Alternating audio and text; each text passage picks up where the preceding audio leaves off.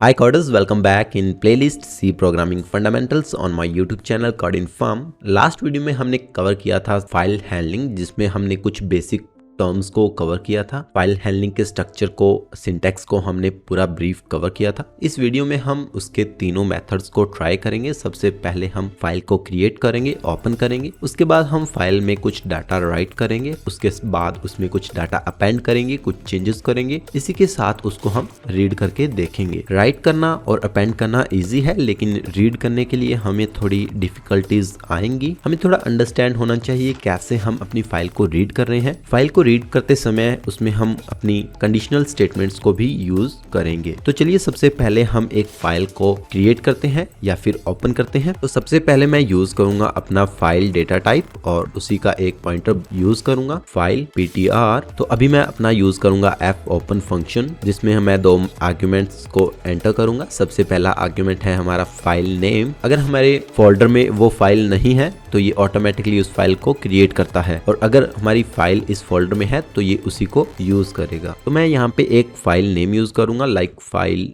Name .txt।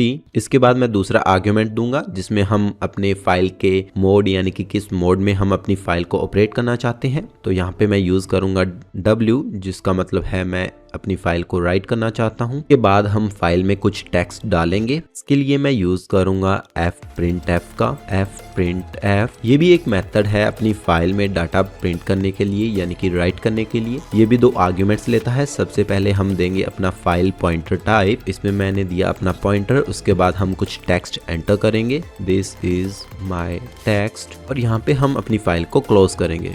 Close का हम use करेंगे, उसमें हम अपने फाइल के पॉइंटर को यूज करेंगे। सेव करूंगा। सेव करने के बाद हम अपने फोल्डर में देखेंगे कि क्या हमारी फाइल क्रिएट हुई है। तो हमारी फाइल का नेम है फाइल नेम .txt।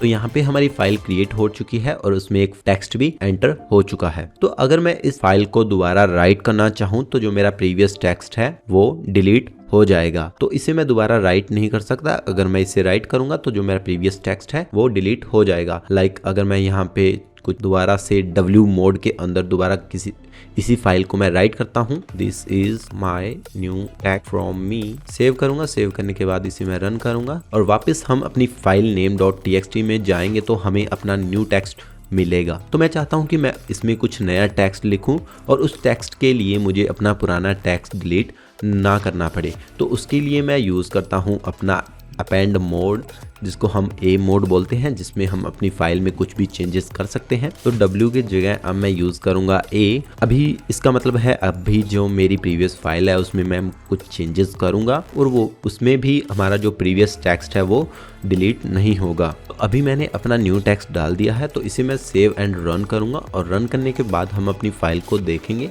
जिसमें मुझे अपना न्यू टेक्स्ट मिलेगा और वो भी अपने प्रीवियस टेक्स्ट को डिलीट किए बिना।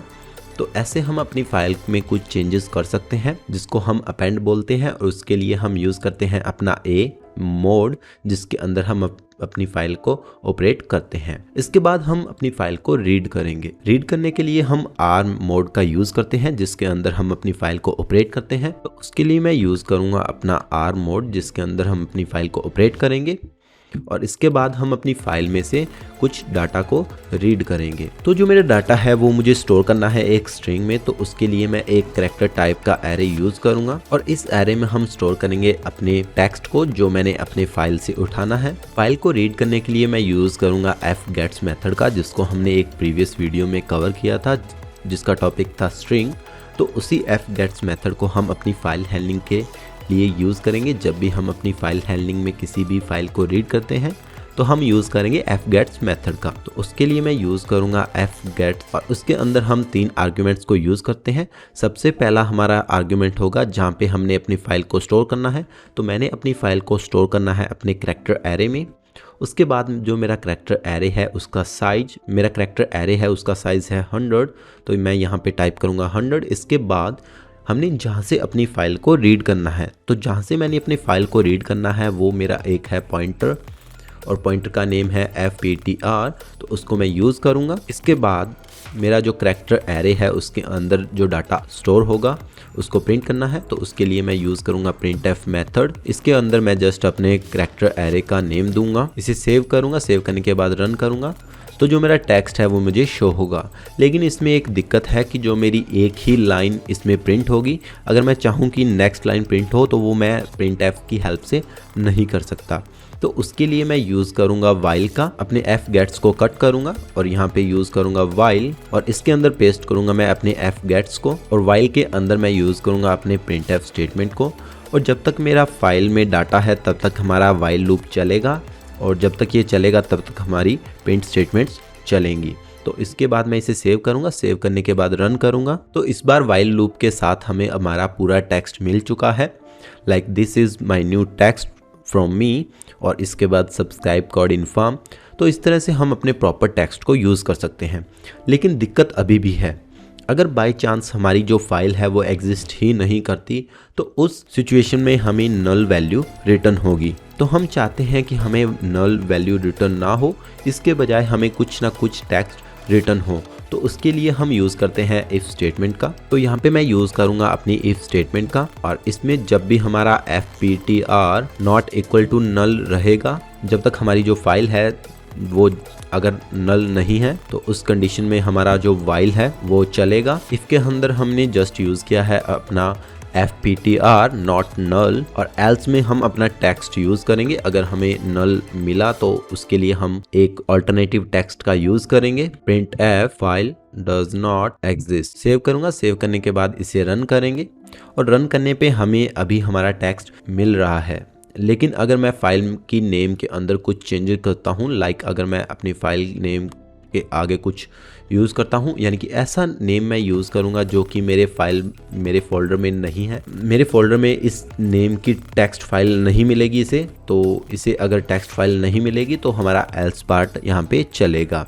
तो जब भी मैं अभी इसे रन करूँगा तो जो मुझे अभी जो आउटपुट मिला है वो है फाइल डजंट एग्जिस्ट। तो इस तरह से हम अपने कोड स्ट्रक्चर को ज़्यादा ईजी और क्लीन वे में लिख सकते हैं ताकि हमें कहीं भी किसी भी सिचुएशन में कोई दिक्कत ना आए। तो आई होप कि आपने फाइल हैंडलिंग के इस टॉपिक को काफ़ी अच्छे से पढ़ा है, मेरे साथ सीखा है इस फाइल हैंडलिंग के टॉपिक को। मैं चाहता हूं कि आप मेरे चैनल को सब्सक्राइब करें और अपने दोस्तों के साथ ज़रूर शेयर करें जो भी सी लैंग्वेज सीखना चाहते हैं। इसी के साथ आप मुझे इंस्टाग्राम पे भी फॉलो कर सकते हैं जहाँ पे हमारी एक काफ़ी अच्छी ऑडियंस है। अगर आपको कोई डाउट है इस वीडियो के रिलेटेड तो आप मुझे कमेंट में बता सकते हैं, मैं आपके कमेंट्स का रिप्लाई ज़रूर करूँगा। और लास्ट में मैं आप सभी से एक बात ज़रूर कहना चाहूँगा, thanks for your love and support.